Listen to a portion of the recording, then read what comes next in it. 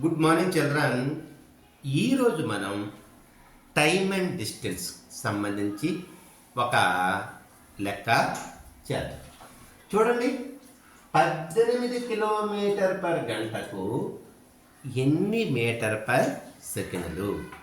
ఒక వాహనమట గంటకి 18 కిలోమీటర్ల దూరం ప్రయాణం చేస్తే అదే వాహనము సెకనుకు ఎన్ని మీటర్లు ప్రయాణం చేస్తుంది అని అడిగాం.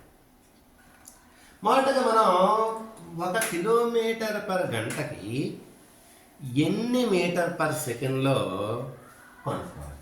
చూడండి, దానికి ఆన్సర్లు ఏమి ఇచ్చాడు? ఏ 5 ఇచ్చాడు, బి 10 మీటర్ పర్ సెకండ్ అన్నాడు, సి 15 మీటర్ పర్ సెకండ్ అన్నాడు, డి 20 మీటర్ పర్ సెకండ్ అన్నాడు. ఇప్పుడు 1 కిలోమీటర్ పర్ గంటకి ఈక్వల్ టు 1 కిలోమీటర్ అంటే 1000 మీటర్లు, బై ఉంది కాబట్టి బై. గంట అంటే 3600 సెకండ్. ఓకేనండి, ఈ 2 సున్నాలకి ఈ 2 సున్నాలు పోయాయి. ఈక్వల్ టు 10 మీటర్లు బై 36 సెకండ్లు. ఓకేనండి, చూడండి, 2 18, 2 5. సో కిలోమీటర్ పర్ గంట ఈక్వల్ టు 5 మీటర్లు బై 18 సెకండ్లు. That equal to 5 by 18 metre per second. అంటే సెకండ్కు 5 బై 18 మీటర్లు ప్రయాణం చేస్తుంది. ఇప్పుడు లెక్క కొడతాం.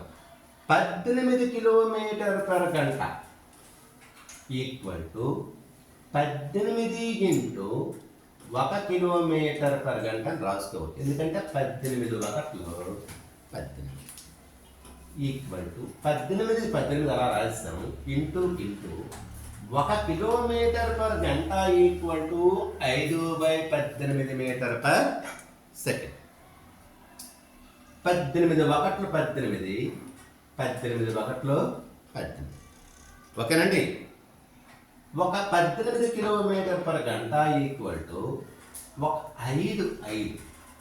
5 మీటర్ పర్ సెకండ్. అంటే ఒక వాహనము గంటకి 18 కిలోమీటర్ల దూరం ప్రయాణం చేస్తే అదే వాహనము సెకండ్కి 5 మీటర్ల దూరం ప్రయాణం చేస్తుంది. సో ఆన్సర్ ఏమవుతుంది మనకి? ఏ. మరి ఒక లెక్క చేద్దామా? ఓకే, చూడండి, 72 కిలోమీటర్ పర్ గంటకు ఎన్ని metre per second? 72 kilometre per గంటకు ఎన్ని మీటర్ పర్ సెకండ్? ఆన్సర్ చూడండి, 5 metre per second, 10 metre per second, 15 metre per second, 20 metre per second. మనం ఒకటి జేబులు ఎప్పుడు కూడా ఉంచుకోవాలి. ఏది? కిలోమీటర్ పర్ గంట equal to 5 by 18 metre per second. ఇప్పుడు లెక్క వద్దాం. 72 కిలోమీటర్ పర్ గంట ఈక్వల్ టు 72 కిలోమీటర్లు, 72 ఇంటూ 1 కిలోమీటర్ పర్ గంటనే రాయి.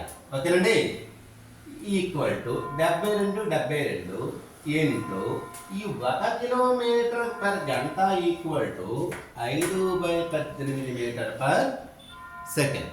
ఓకే, 18 ఒకట్లు 18, 18 4 72. చూడండి, ఇక్కడ 4 5 20 metre per second. So 1 kilometre per గంట equal to 4 5 20 metre per second.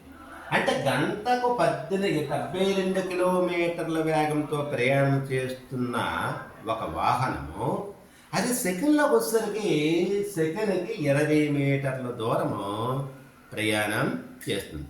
ఇది మనకి టైమ్ అండ్ డిస్టెన్స్లో these are the fundamentals. So మనం వీటిని మనం చక్కగా నేర్చుకోవాలి. Thank you.